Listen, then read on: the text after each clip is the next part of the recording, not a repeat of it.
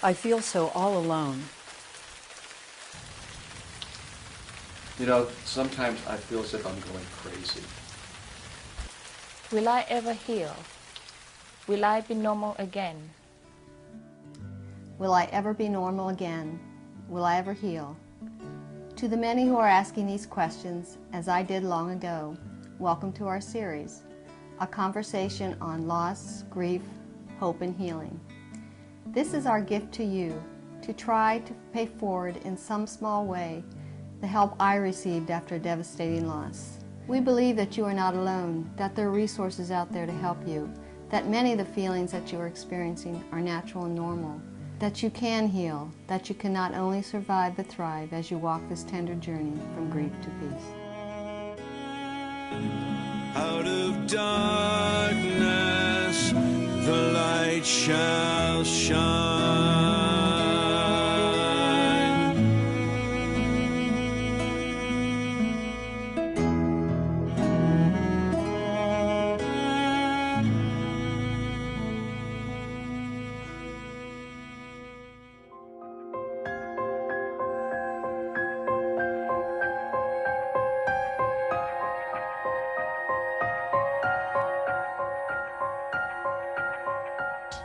For the first 6 months, I walked around in a fog, just putting one foot in front of the other. I really didn't know what I was doing. I was just going through life. There isn't anything that prepares you for this. There aren't any classes in school. They don't talk about it in church. You're just experiencing something all by yourself, and you can't talk to people about it because it's a taboo subject.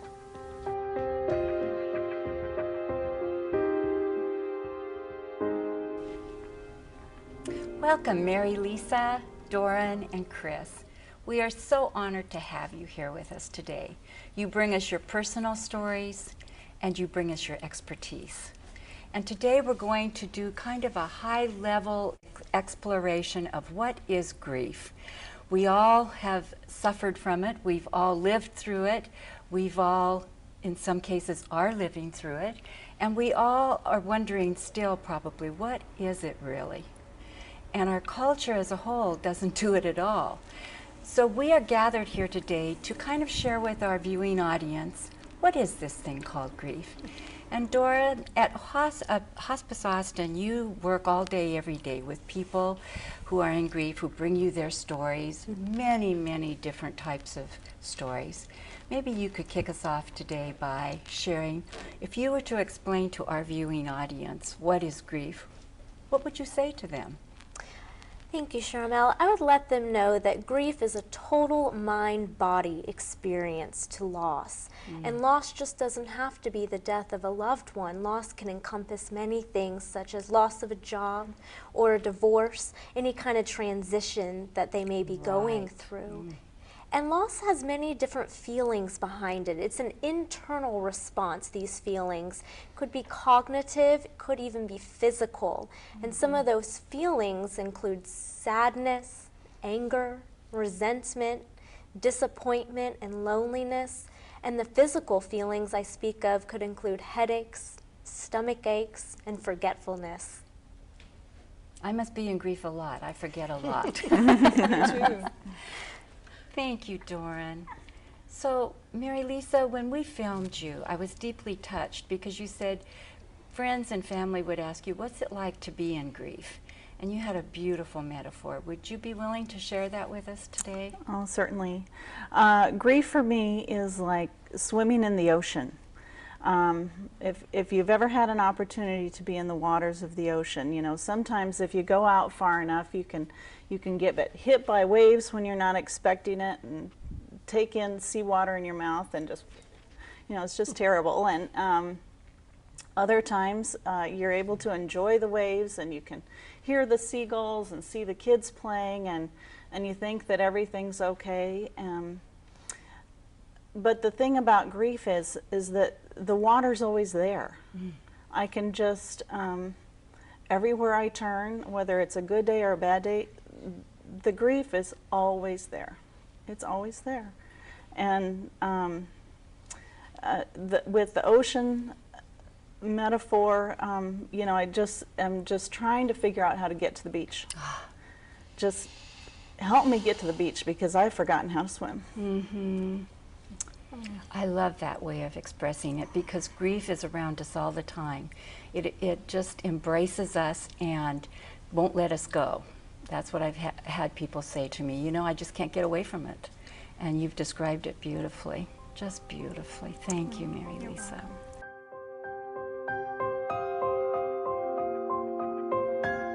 This experience with grief, I don't want to push it away from me. I want to hold mine close. Well, I stuffed it. I want to have the grief be my teacher. I just pushed it down. My family was never good at expressing emotions or dealing with emotions. I grew up in an alcoholic family. And if you can befriend this terrible thing, then I want to try to befriend it. And for me, that meant living as authentically as I could. I actually had a panic attack, and a doctor said, well, on a scale of 1 to 10, you're an 11. You've never dealt with any of this. And so that was kind of the wake-up call. Chris, in your vast experience of, you know, working with grief, how do people grieve? I mean, what happens for us as human beings, mentally, physically, emotionally, and even spiritually when we are walking this journey? Right. You know, it's so unique to every single individual. There are as many ways to respond to a loss as there are people. And so it's really hard to boil that down into a nice, even a little paragraph, box. even a paragraph or a Right. paper, let alone in a few moments. But I think in general that it's an experience of being totally disoriented, as if you've been transplanted into this place where people don't speak the same language as you anymore. Things don't look familiar anymore. The things that you thought where you were really comfortable with don't feel comfortable anymore. It's a process of trying to move through this unfamiliar territory and get back to what everybody wants to say is normal. Whatever that is. Whatever that is. And which is also as unique as every person.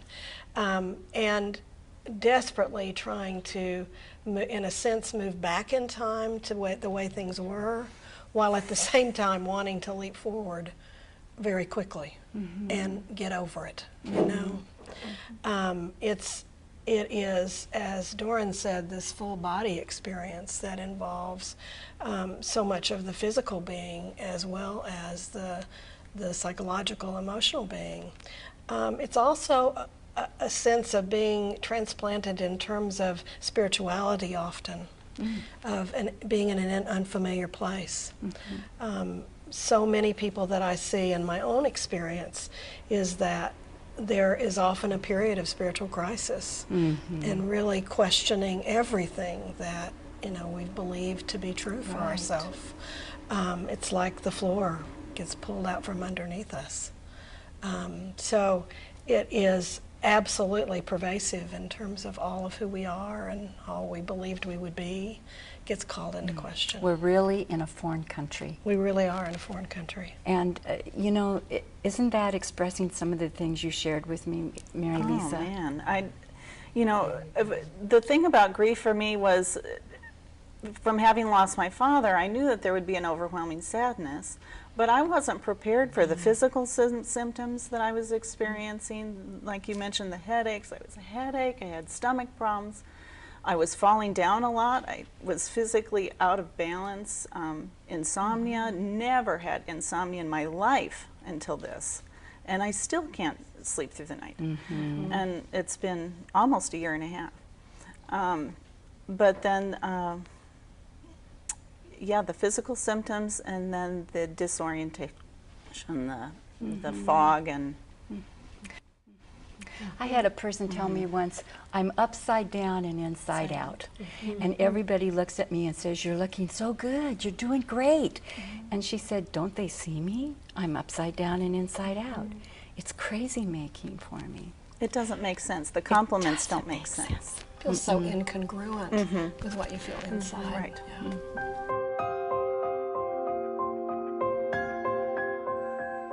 For the most part, you see if someone returning back to work, they get 3 days of bereavement. Can you believe it? The day that she had died, it was a Tuesday morning, and I thought, what in the world am I going to do today? And they're expected to return back and everything be normal again. And I remember I had bereavement leave, right? So I was off work until the following Monday. Well, Monday came and I had to get in my car and I had to drive to work, and I found myself bawling in the car to work, and getting to work and blowing my nose and drying my eyes again and trying to go to work as best I could. She explained to me a lot about customs and how, you know, just as little as 75 to 100 years ago, people went into mourning, and that, you know, they wore clothing that indicated to other people, outsiders, that they were going through this process, and they wore it for usually a year. And people understood that it takes more than 3 days to get over a death. You know, that's what you get now when you work. You get 1 day to get the call and get to wherever it is that you need to be, the next day to plan the funeral, the next day have the funeral, and by the 4th day you're supposed to be back at work and over it. And honestly, it's not like that. We can't, as human beings, process that amount of emotion in 3 days. Some of us take 3 months, some of us 3 years, some 30 years.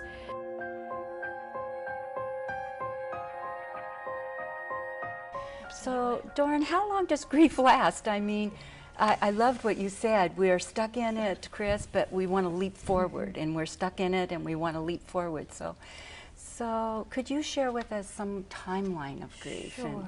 Actually, there is no timetable for grief. That's one of the most important things to capture, is that we all are unique in our grief, as Chris mentioned. And so we're used to looking at grief on a linear sense, but we can't do that anymore.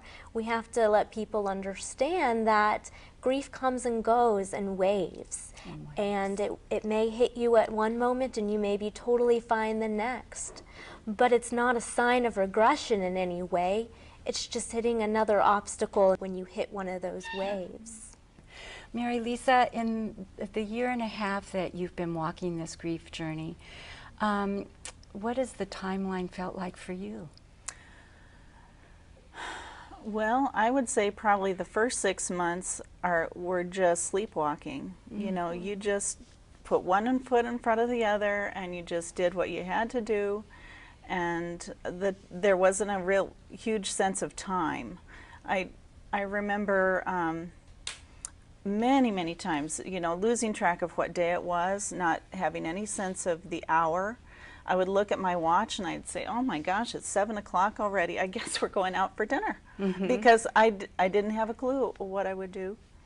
And then there came kind of a low point for me at about 7 months, where I was really faced with a decision. And so I would say the next 6 months were a process of more roller coaster, really up and down. And then once I hit the year anniversary, it was like I got this breath of fresh air, and I felt like I could just do anything because I'd made it through the first year. Hallelujah! And but let's say that together. Hallelujah!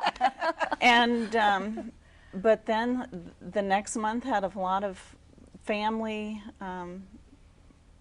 anniversaries. You know, my husband's birthday, our wedding anniversary. Oh, wow. There was a lot of things like that, and so I found myself just at another really low point, and I thought, damn it, you know, don't know if I can say that, but you know, I just thought, I just felt like I had gone all the way back to the beginning, and if I could find a fast forward button through this whole thing, I'd be pushing it like crazy, because it's just so hard. But there's no fast forward button. No.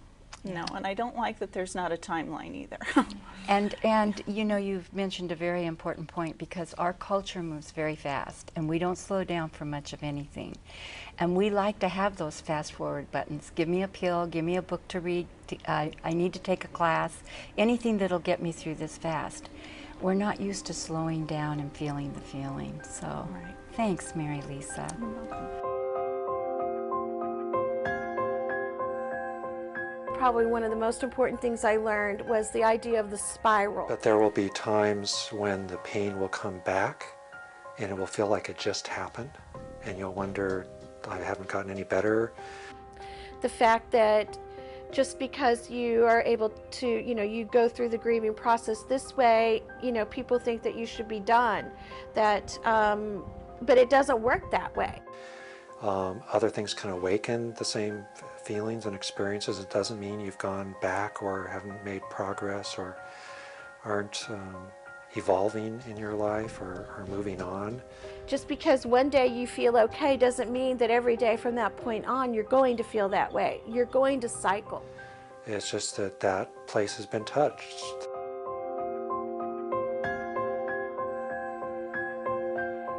Chris, so there is not a linear journey. How would you describe it? You know, I love the question, because I've actually spent several years trying to create a concrete model that would in fact be able to embody that, because I've had people describe their experience. I came up with sort of, I mean, it's a spiral. It certainly is a spiral, but it's a spiral with, I think of it sort of like a Japanese lantern. Oh, neat. That you might unfold and yeah. you know, And then compress. so it has dimension to it. Yeah. And what I like about that is that as we are moving around in that spiral kind of motion with the loss in the center, that wherever we are on that spiral, we're still in a stance of seeing that loss, of experiencing that loss, but coming from a different place in our life experience. So sometimes it feels like, oh my gosh, I'm right back where I started. But in fact, we're not. You're in a different place in that spiral journey. And you're still seeing it, you're still experiencing it, but you're not in the same place. And that's you're just not so in the same place. Important. Boy, if we could tell everyone, sometimes people take 100 steps forward and they hit a desert and they think they've gone 1,000 steps backwards, but the way you've just described it is so beautiful. It may feel like that, but actually you're approaching it from a different angle, a different angle. And you know, that's one of the great advantages of talking with others about your journey or journaling or something, so that you can really go back, or somebody can say to you, you know, I know it feels that way, but I remember when you said this, or you said that, or you looked this way, and you don't now. To remind you that you may feel that way, but you really are not in that same place. Well, I think that's a good place to kind of wrap up this segment. Ladies, we could talk about what is grief forever, actually. But I think you very succinctly hit some important points. First of all, grief is our natural human reaction to any loss in our life, death probably being the most intense grief that we enter. Grief is different for every person because our relationships with the people that die are our own unique relationship. So our journey is our own unique journey, and that journey has no timeline. It is a spiral, not linear. Thank you so much, and we'll be right back.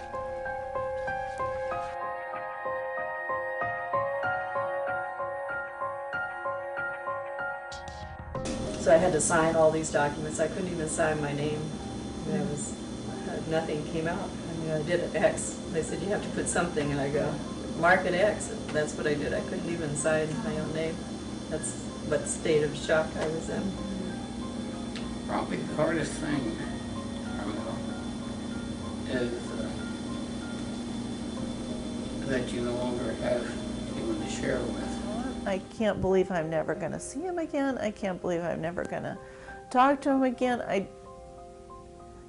How do you get beyond that?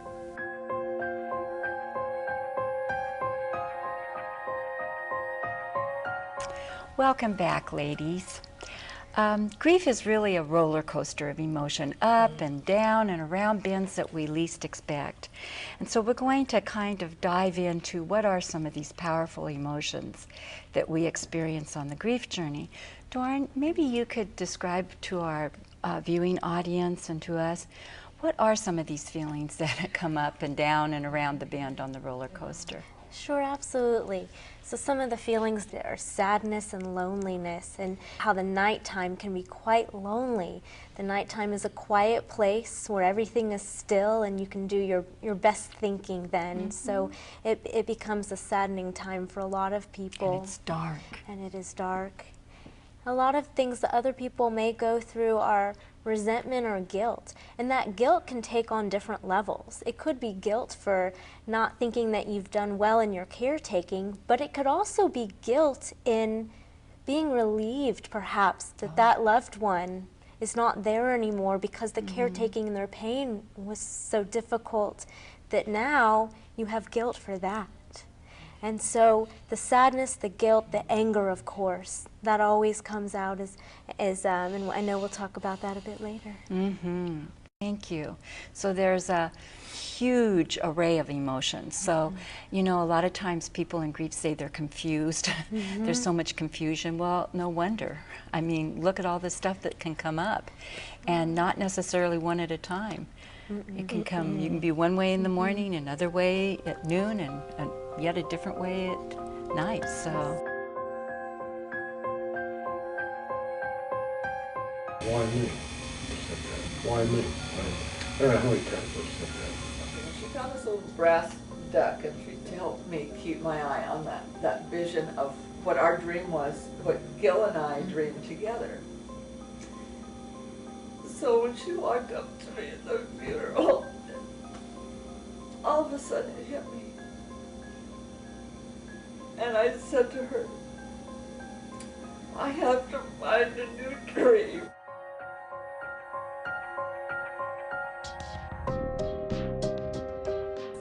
Chris, what were some of the most powerful emotions that you experienced after your son Stephen's death? I think two come up for me more than any other. You know, first is just obviously incredible sadness and yearning. Just yearning to hold him, to see his smile, to reach up and push his hair out of the way, which was something that he and I did back and forth a lot. His laughter. So it was just that yearning for even one more time to have him present. But I think the other feeling that it was really prevalent for me, and I was very uncomfortable with the feeling, was the sense of injustice. I just, anger was certainly a part of it, but it was just not fair. It's not the way it's supposed to be. Exactly. And I could not for a while get past that. And I found myself having to go through the day-to-day things that we all have to go through, and looking around and seeing folks who were happy, and finding myself thinking, well, why do they get to be happy? And I'm not that kind of a person generally, so then of course I feel bad because I'm angry that they're unhappy, that they're happy. There is this mixture that you talked about. Push-pull. Yeah, but that sense of injustice, that this is not fair. It's not the way it was supposed to be. Exactly. Wasn't the dream you had. No way. Beautifully put. And that push-pull is part of the reason people begin to feel crazy and feel like they're not themselves. Who am I on the earth without this person? And why am I feeling so upside down?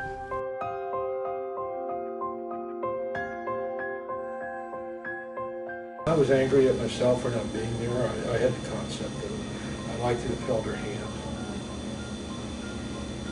I liked to have asked if she was in pain. Yes, very mad at God. How could this have happened?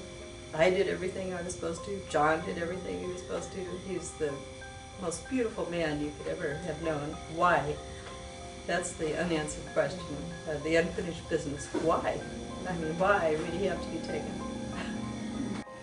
Just I can remember looking at a bottle of water and flinging it across the room.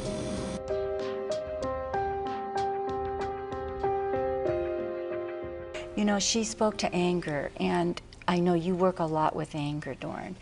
Could you share with us a little bit about the emotion of anger?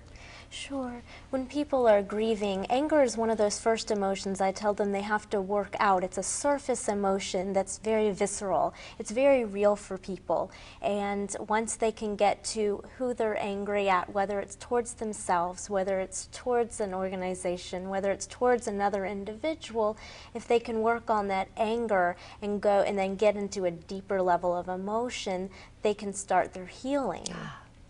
And so there's different types of ways that people can deal with anger. Sometimes it's in a not so healthy way, and there are healthy ways to actually deal with anger. And those healthy ways are certainly joining a support group or finding some sort of outlet, individual counseling, your minister, a physician, and then talking about what makes you angry and journaling and speaking to it. Those are some good ideas.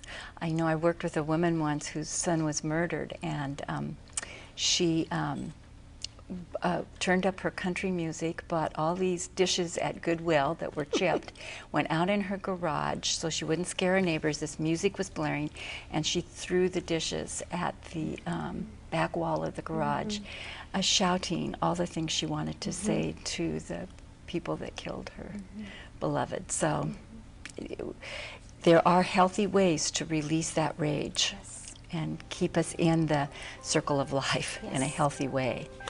Thank you.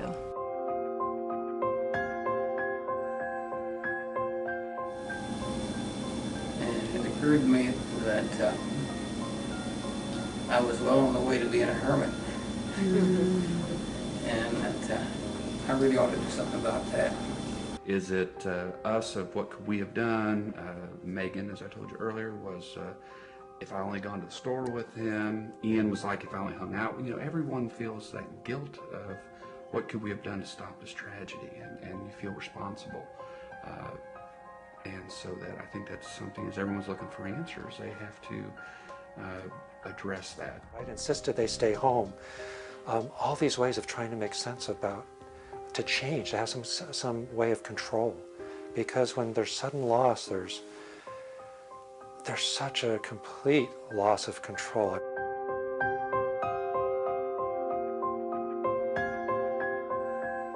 And I know, Mary Lisa, you had mentioned you were left with some almost unfinished business when Chris died. Yeah, I'm a registered nurse, and the fact that my husband died of a heart attack was really hard on me. He had been complaining about chest congestion, and he thought it was a chest cold, and I had to trust him that indeed was what it was. But you know, hindsight's always 20/20, and you start looking back, and I thought, you know, his color was off. And you know, he did have some dizziness when he was cycling, and you know, you start going through that checklist, and you know, I felt very responsible, because as the caretaker of the household, it's my job to make sure that everybody's okay. And of course, and as a registered nurse, right, I should have seen the signs. But I just, it took me a long time to really work through that, and I think I still am to a certain degree, but I just realized that he dealt with his body in the way that he knew how. I definitely relived that whole thing to the point that I thought I was having a heart attack. So I actually took myself over to the emergency room. So I was having severe pains in my chest and hard to breathe, and every symptom that he had. My moment of death was so obsessed my mind that that's really all I could think about for a long time.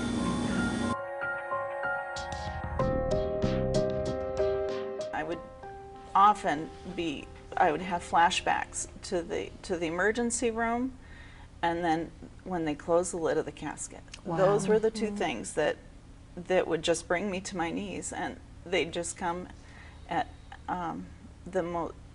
It was always scariest when I was driving, because they were so powerful that it would just dissolve me into tears, and I'm just trying to stay on the road.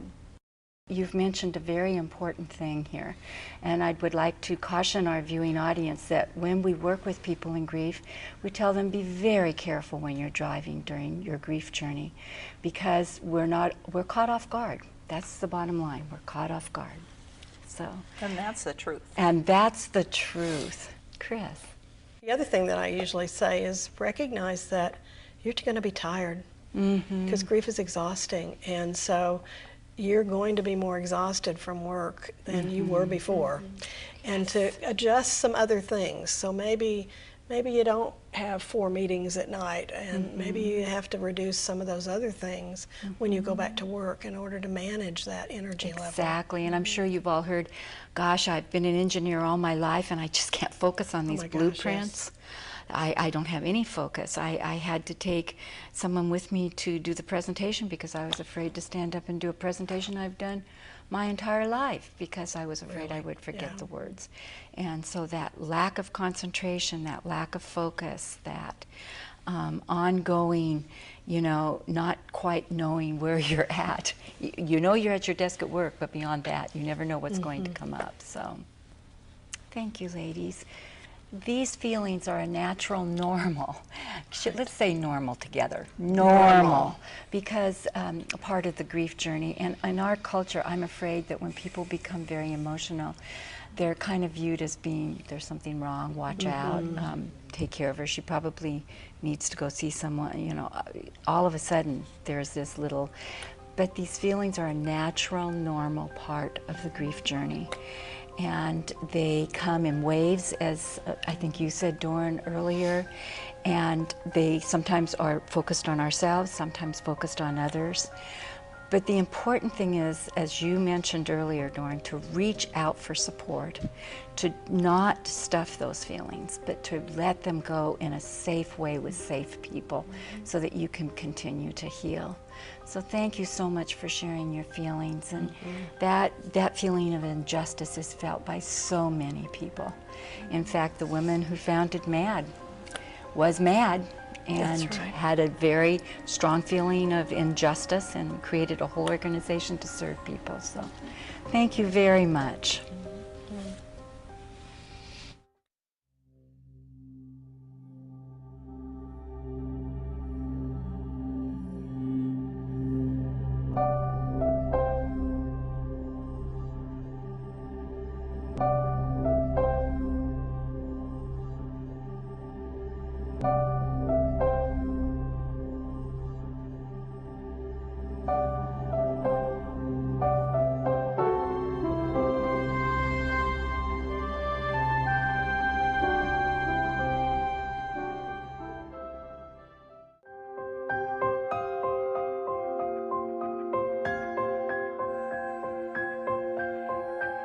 I think the most devastating point, frankly, was when we had to tell Maya that she was not going to survive, and tell Stefan and Elena that their big sister was not going to survive. And I remember that Sunday morning distinctly, being on hands and knees and just literally not knowing how I was going to go on.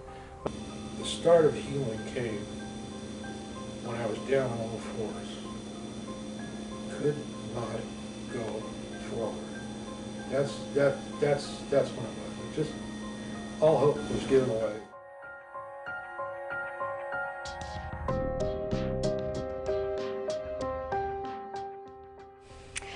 So it's been said that at some point on the grief journey, no matter who you are, there is a point where you hit bottom. Now, bottom is different for different people, obviously.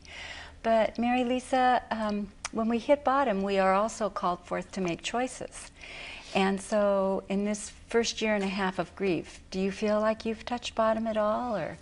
Yes, for me it was very distinct. It was about 7 months into my grieving process, and I had gradually come out of the shock and disbelief, and it was after a 2-week trip with a friend when I'd come home to an empty house that it really hit me that he wasn't ever going to be home again.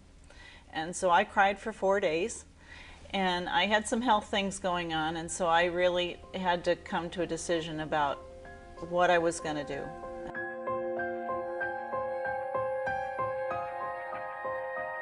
Some people that have experienced some losses that they never recover from, and they are just able to keep on living and just surviving and not really enjoying life. And they just keep on surviving and carrying on living, and it's not that they want to die, or that's not something that they're necessarily thinking about, but they never really are able to find any joy again in life, or to find the same kind of perhaps connection that they had with that person. To choose to go on living, that why am I here and I get to live and this person has died, and so they deny themselves that. I couldn't. I wouldn't let go. I was the biggest obstacle to healing. I did not want to heal. And you know, my response to that is, do we really want that to be the legacy of that person's relationship with us? I want the legacy to be one that is about life, not about pain and guilt and being stuck someplace. So it's a choice, and we get to make that. And knowing that you can make that choice often is very empowering for people.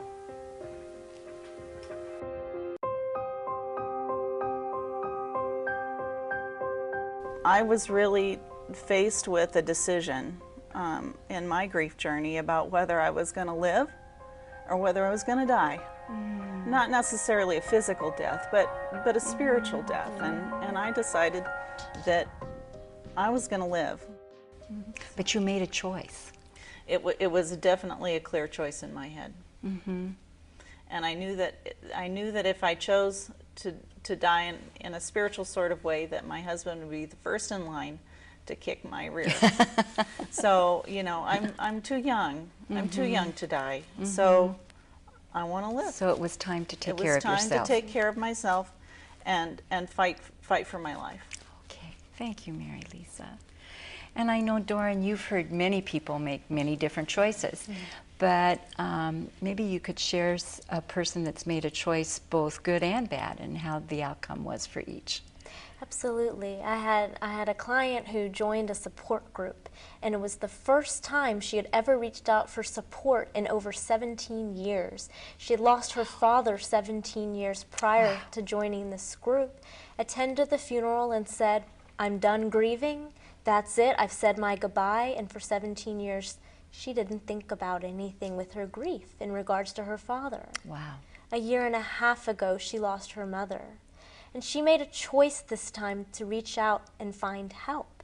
She joined this group, and she learned from others in the group that you don't have to say goodbye, that having a memorial service, attending a funeral, or doing any sort of other ritual doesn't mean that you have to say goodbye. That person lives on with you forever.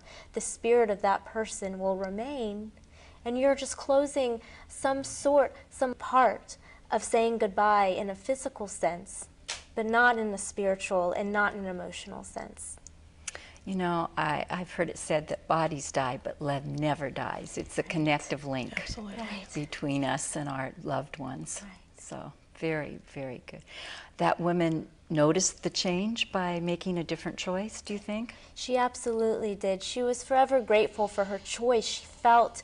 She felt empowered, she felt alive, and she felt that in turn she could actually teach other people about these choices, and so she's chosen to become very involved in the hospice organization and giving back and teaching. Beautiful. How choices can work for us or against us. Yes. One simple choice.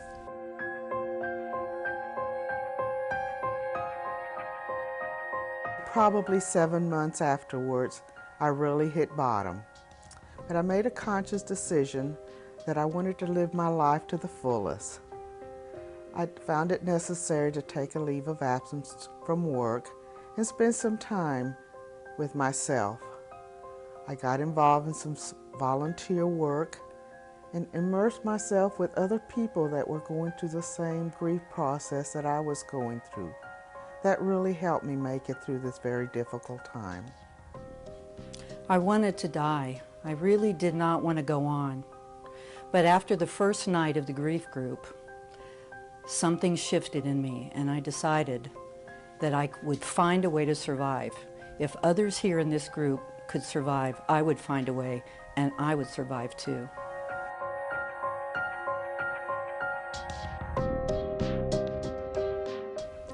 Chris, you have a personal story, and you also have listened to so many people and continue to all day, every day. What kind of choices have you seen people make that serve them or that perhaps hurt them? I'm sad to say that I have heard many stories of folks making choices that weren't helpful, to bury their grief and their sadness or their anger in drinking or in amassing huge amounts of financial debt on things to try to fill that hole. Particularly in situations where a man has been widowed and chooses to jump back into a relationship very quickly, sort of doing what I call process skipping and missing that whole process of grieving and investing in a relationship that they're really not ready to hold on to and to really love. But I've also seen people who very much hit that bottom and, as Mary Lisa was saying, have to say to themselves, you know, am I going to die here or am I going to choose to live? And at some level to live in honor of that person who has died, to make my life a testament to that love relationship. I remember a woman in particular who was left with 3 very small children when her husband died in a very similar situation as Chris died. And after about the first year, she was just exhausted from taking care of children and trying to figure out how to be a single mom and a widow at the same time and find her way. And her mother, who had been an incredible help to her, offered to come and live in the home and take care of the children. And she came and sat with me and she said, you know, I really want her to come, but I somehow feel inside that if I make that choice, I'm making a choice to no longer parent and to just let my grief run over me. Oh. And we sorted out about the fact that the mom could have been very helpful, but she knew for herself that that was a choice that in her head was giving up. Giving up, yeah. And so she chose and was able to let her mom know why. And it was an incredibly life-giving choice for her to reinvest in life again and say, this is a role I want to be in, and to honor that love relationship. So it was wonderful to watch. It must be so hard to be in the work and watch people make choices that you know it is. Are going to hurt them. It must be so difficult.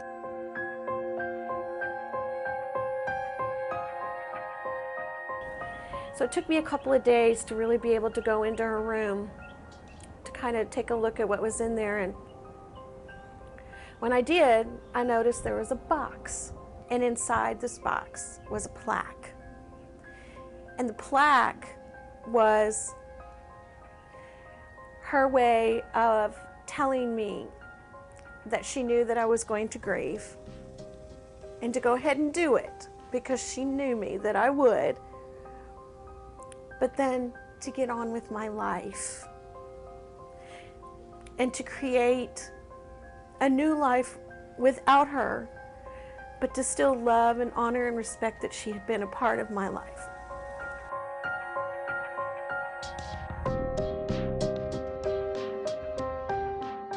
What do you say to people that you just know they're on a wrong course, Doran? You just know they're going down a path that's going to hurt.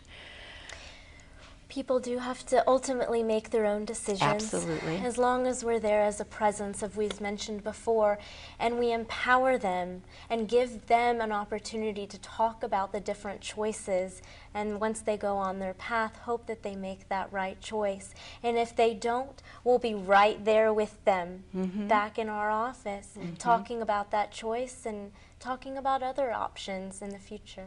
It's offering people resources, and that's why we're doing this show, viewing audience. We want you to know there are resources out there for you. People like Doran and Chris and their organizations who are there to support you. There are resources in the form of books, in the form of diaries that people have written, sharing their grief journey so that you know that you're not alone.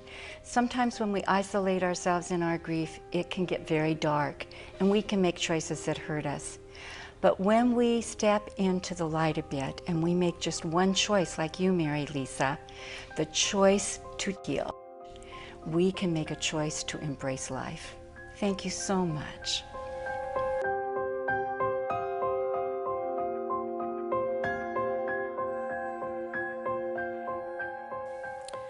One of the most common questions from a client or someone who I'm visiting with who's grieving is, am I ever going to be normal again? Well, when will this be over? And am I really going to heal? Will I be happy again?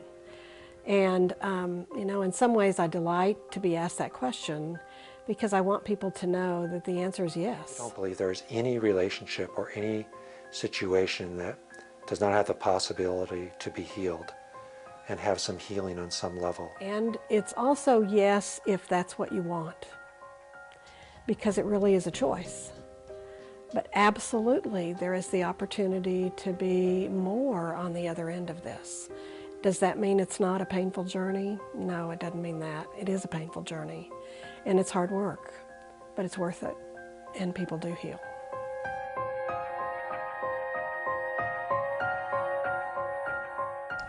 In the last segment, we touched a little bit about healing. How do we heal? What would you say to the viewing audience, Doran? One thing I would say is to remember the word hope. And that where all of our discussions, we're talking about hope, and a hope that we start to feel better one day, and a hope that we start to have a greater discussion of grief in our community and in the bigger society. And if you yourself can't see that hope, there are people around you, your friends, your family, support groups and counseling that can help you find that hope and that light. That can hold up a mirror. Yes, exactly. Great hope. And that's part of our very, very basis of this whole program is hope and healing, even in the most devastating of experiences. So that's a very important message to leave with our people. Chris? I think that in the midst of tragedy and the deepest pain, that there is potential, and there's even joy to be found. That pain does not, that being in a painful place does not exclude the possibility of joy, and doesn't exclude the possibility of a really holy moment, sacred moment. It certainly has reprioritized for me life and what's important. And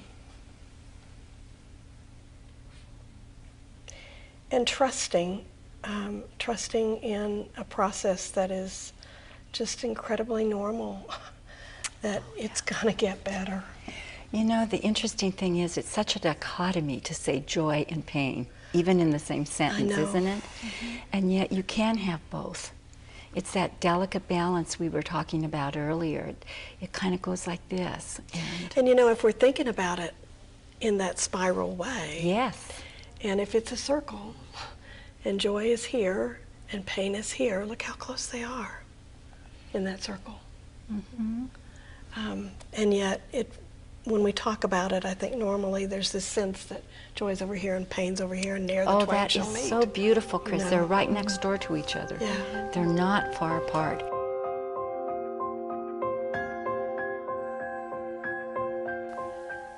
I'd want them to know that this is a sacred, life-giving process. And if they can just trust that and give themselves wholeheartedly to the way in which that process moves through them, that they will come out on the other end as bigger, richer, deeper, wiser, full people. It's that wholehearted giving ourselves to the process, saying yes. And it's scary. I know it is. I've been there. But I also know that facing that in the moments when it's most fearful brings an incredible sense of wholeness and freedom that I don't know that I've ever experienced in any other way in my life. And I would just want that for anyone that's viewing.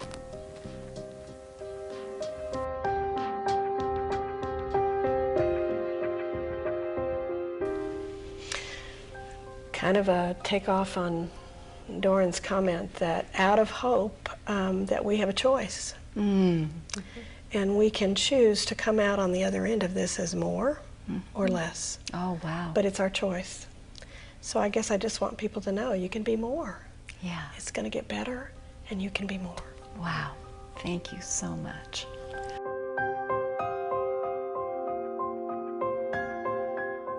Be kind to yourself. Don't beat yourself up. And that's a truism. It really is. It's something you have to do. Another just very valuable thing of just stopping and breathing, taking a deep breath, because we get so short of breath and so tense in grief and so tight, and you can feel it in your chest and your heart.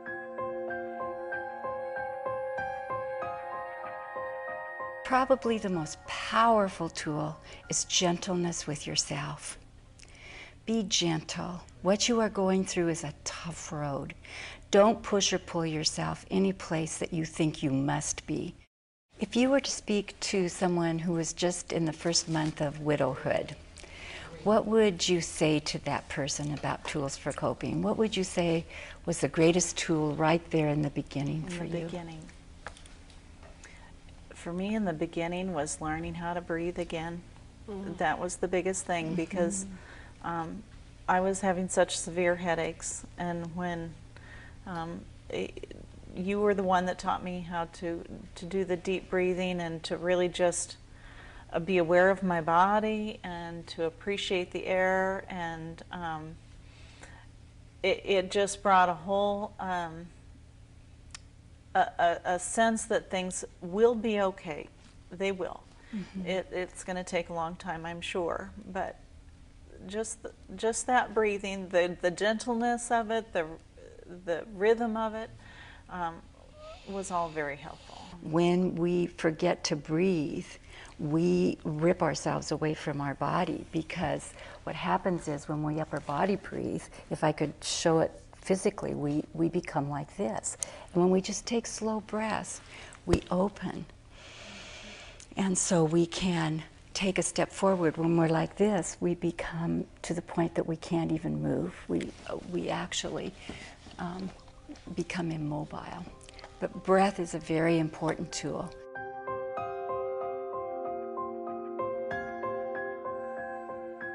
Some of her friends come to our home and visit with her literally during the last 3 days of her life.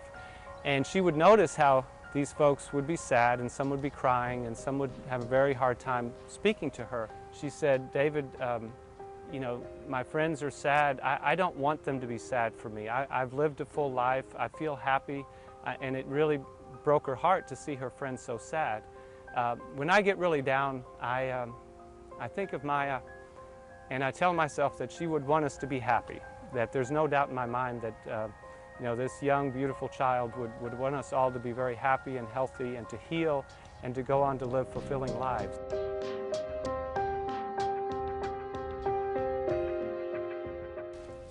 I think the important point that we want to make here is that even after the most tragic of circumstances, we as human beings can be resilient and we can heal. We have to work at the healing. Grief is hard work, but healing is possible. Not only the healing to get a little bit better, but the healing to just barely survive. But we encourage you to heal to the point where you don't just survive, but you thrive. Thank you so much.